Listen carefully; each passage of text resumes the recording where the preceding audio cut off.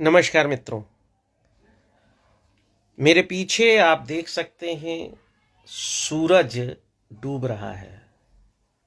हम आप सभी रोज यह कहते हैं कि सूरज डूब गया, सूरज निकल आया, और इसको हम अपने सामान्य जीवन में इतना उतार चुके हैं कि कभी ढलती हुई शाम को देखकर हमें दर्द नहीं होता है, बल्कि उस ढलती शाम के बाद हम और ज़्यादा उत्तेजित होते हैं, उत्साह में होते हैं, क्योंकि अब मानव की संस्कृति द्वारा बनाए गए वो बिजली के लट्टू जगमगाती सड़कों के बीच जीवन का आप वास्तविक आनंद ले पाएंगे, जो धूप की रोशनी में आप नहीं ले पा रहे थे, जो प्राकृतिक था, जिसमें विटामिन डी है, जो पूरे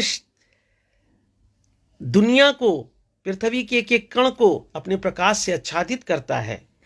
वह उतनी खुशी नहीं देता है जितना कि उसके डूबने के बाद की स्थितियां लोगों को खुशी देती हैं, क्योंकि अंधकार पर मानव ने विजय प्राप्त किया है। उस रिक्त स्थान को जो सूरज के डूब जाने के बाद इस दुनिया में दिखाई देता है, उस रिक्त स्थान को संस्कृति के द्वारा भरने में मानव ने जो सफलता पाई है, उसमें वह इस कदर डूबा होता है कि वह कभी यह सोच ही नहीं पाता कि सूरज के डूबने का कोई गलत अर्थ या नकारात्मक भाव भी हो सकता है। कहने का तात्पर्य यह है कि जीवन में कभी भी जब आपके अंधेरा आए, कोई नकारात्मक स्थिति आए, तो जैसे डूबते सूरज को आपने देखना सीख लिया है, उसके बिना जीना सीख लिया है, जबकि उसकी उपस्थिति अपरिहार्य है।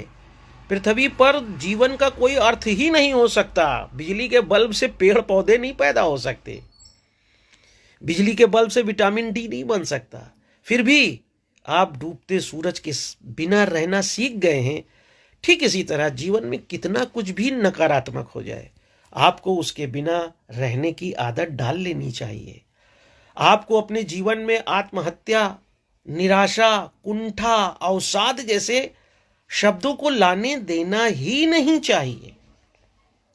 जब आप सूरज से मुकाबला करना सीख गए हैं, तो जीवन की अपनी उस छोटी छोटी आवश्यकताओं को, जिसको आप पूर्ण नहीं कर पाए, उसके बिना जीना क्यों नहीं सीख पाए, इस पर आपको सूर्य के सामने खड़े होकर विचार करना चाहिए। और तब आपको समझ में आएगा कि जब सूरज 24 घंटा अपने जीवन में एक जगह नहीं खड़ा रह सकता, तो फिर मानव के जीवन में सब कुछ हमेशा कैसे रह सकता है। अगर आप धूप में खड़े भी हो जाएंगे तो कुछ समय बाद वहां छां आ जाती है। इसलिए समय बदलता है, और बदलते समय के साथ